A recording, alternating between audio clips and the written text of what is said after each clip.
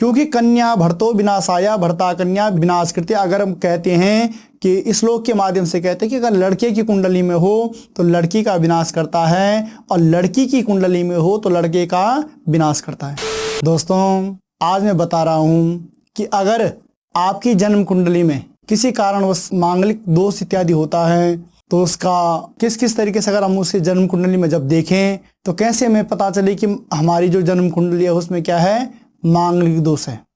और मांगलिक दोष को लेके दोस्तों बहुत सारी भ्रांतियां भी हैं। कई बार हम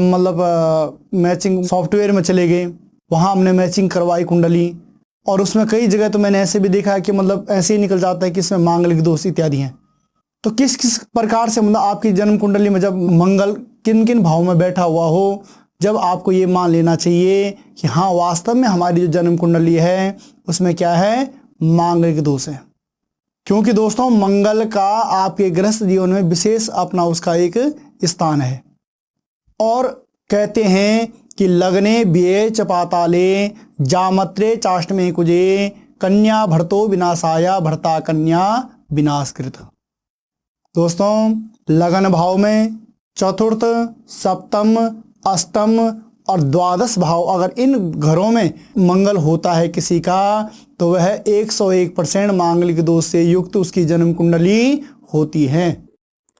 ये तो हमें मान लेना चाहिए कि अगर 100% मेरी जन्म कुंडली में या हमारे बच्चों की जन्म कुंडली में इस तरीके से मंगल बैठा हुआ है तो उनकी जन्म कुंडली में क्या है, मांगलिक दोष अवश्य है। तो दोस्तों हमें इससे क्या है कि मांगलिक दोष तो है, मगर इससे किसी तरीके से कोई भयभीत होने की आवश्यकता नहीं है। जैसे कि मैंने इस श्लोक के माध्यम से आपको बताया कि लग्ने व्यय च पाताले जामत्रे चाष्टमे कुजे कन्या भर्तो विनाशाया भर्ता कन्या विनाशकृत। कहते हैं कि अगर इन भावों में वर या वधू, लड़का या लड़की, अगर लड़के की हिसाब से देखें हम तो अगर इन भावों में उसका मंगल हो तो मांगलिक दोष होता है, और अगर इन्हीं भावों में लड़की का मंगल हो तो वह भी मांगलिक दोष होता है। तो अगर दोनों मांगलिक हैं, लड़का और लड़की दोनों मांगलिक हैं, तो ये समझ लीजिए कि वह मांगलिक दोष आसानी से कट जाता है। और जब दोनों मांगलिक होते हैं तो उनका जो गृहस्थ जीवन है वह बहुत अच्छे से व्यतीत होता है, गृहस्थ जीवन उनका फिर उत्तम जीवन हो जाता है। मगर अगर यहीं हम लड़के की कुंडली में देखें कि उसमें मांगलिक दोष है मगर लड़की की कुंडली में नहीं है, तो उसमें क्या है, थोड़ा समय और ग्रहों के बारे में भी हमें सोचना चाहिए कि किस किस तरीके से जिसका मंगल का परिहार है वह किस किस तरीके से ग्रहों के दृष्टिकोण से हो।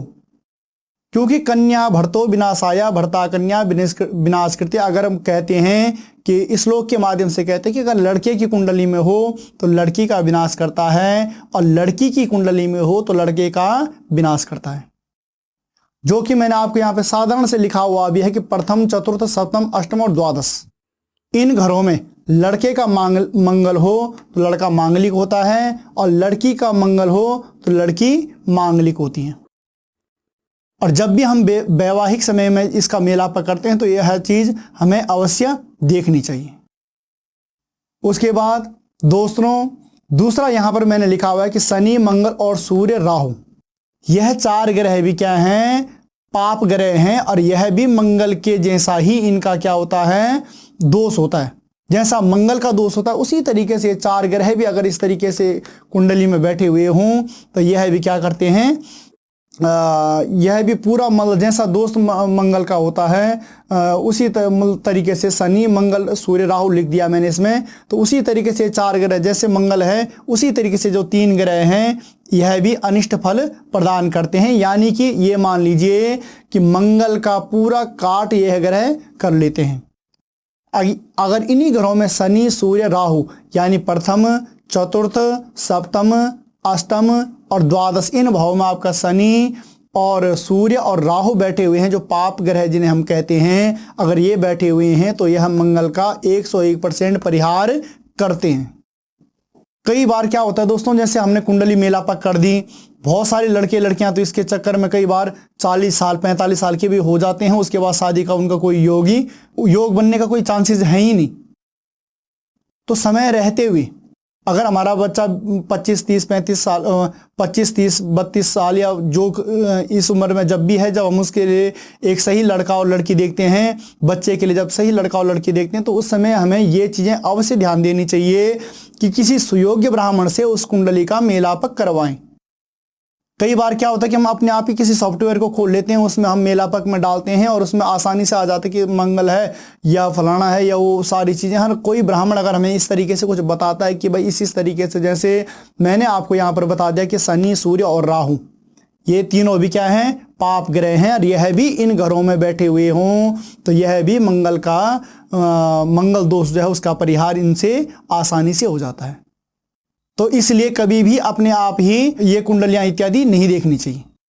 ब्राह्मणों से अवश्य इनका अवलोकन करवाना चाहिए, क्योंकि कई बार जब हमारे जीवन में कोई दुर्घटना हो जाती है तो उसके बाद तो हम अवश्य जाते हैं, फिर ब्राह्मणों के पास ही तो जाते हैं, किसी ज्योतिषाचार्य के पास ही जाते हैं। तो सबसे बढ़िया ये रहेगा कि आप उससे पहले ही इस चीज़ का निवारण कर लीजिए। निवारण यानी कि आप किसी सुयोग्य ब्राह्मण से कुंडली का मेलापक करवा लीजिए, और अगर आप ऐसा करवाते हो तो यकीनन मानिए आपके जो बच्चे हैं उनके ग्रस्त जीवन में कभी भी कोई दिक्कत नहीं आने वाली। उसके बाद दोस्तों फिर मैंने लिखा हुआ है, मेष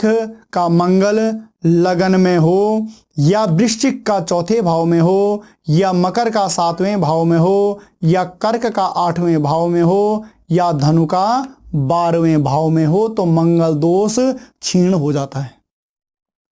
जैसे कि आपका मेष का मंगल, यहाँ पे मैंने मेष लगन को ही यहाँ पे वो माना हुआ है, तो मेष का मंगल जैसे यहाँ पर है, ठीक है ना, या लगन या वृश्चिक का चौथे भाव में, अगर इस तरीके से न हो, यहाँ पर अगर आपका सिंह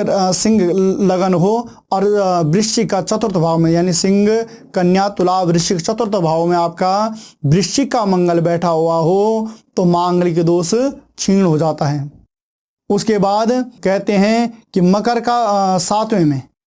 अगर यहाँ पर मकर लगन हो और फिर मंगल हो तो यहाँ पर मांगलिक दोष नहीं होता। उसके बाद कर्क का 8वें में, कर्क यानी नीच का मंगल अगर यहाँ बैठा हुआ हो तो फिर भी मांगलिक दोष नहीं होता। और धनु का अगर द्वादश भाव में बैठा हुआ हो, यानी यहाँ पे 9 अंक हो और उसमें आपका क्या बैठा हो, मंगल हो, तो मांगलिक दोष आपकी कुंडली में नहीं होता। ठीक है। उसके बाद अगर यहाँ पर मांगलिक दोष दूसरे की कुंडली में है, वर की कुंडली में ऐसा है, मंगल है, और वधु की कुंडली में उस तरीके से मतलब अगर उसके ये ग्रह बैठे हुए हों तो वहाँ पर वह क्या हो जाता है, क्षीण हो जाता है। उसके बाद दोस्तों जैसा मैंने फिर लिखा है कि मीन का 7वें में और कुंभ का 8वें में,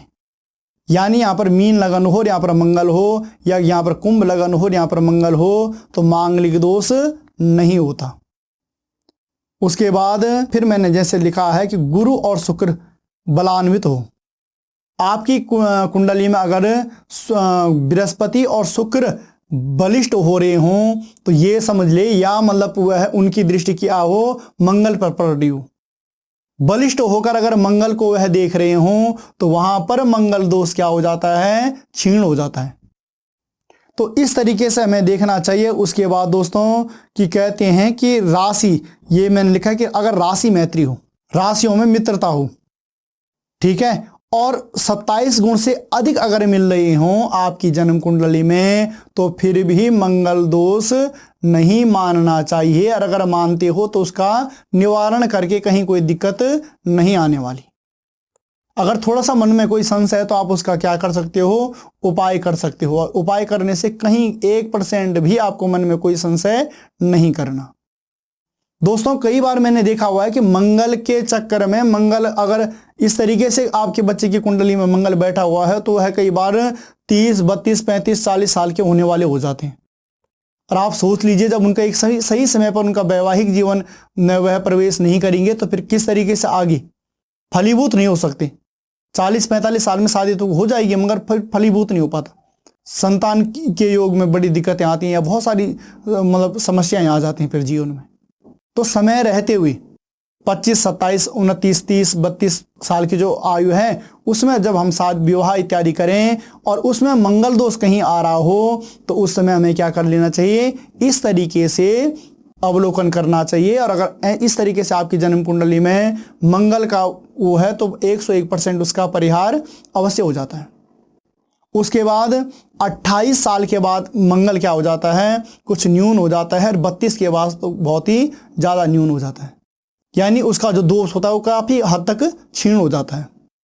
दोस्तों उसके बाद हम फिर क्या करते हैं कि एक तो लगन से हमने देख लिया कि लग्ने बेच पाताले जामत्रे चाष्टमे कुजे कन्या भर्तो विनाशाय भर्ता कन्या विनाश, एक तो हमने लगन से देख लिया। उसके बाद पुनः फिर हम क्या करते हैं कि चंद्र कुंडली लड़की है तो उसके चंद्रमा से देख लेते हैं कि लगन में यानी यहाँ पे चंद्रमा को वो करके चंद्र राशि को रख के और लगन से फिर यहाँ पे अगर प्रथम चतुर्थ सप्तम अष्टम और द्वादश अगर इन भावों में कन्या है और उसका मंगल बैठा हुआ है तो समझ लीजिए कि वह भी मांगलिक है।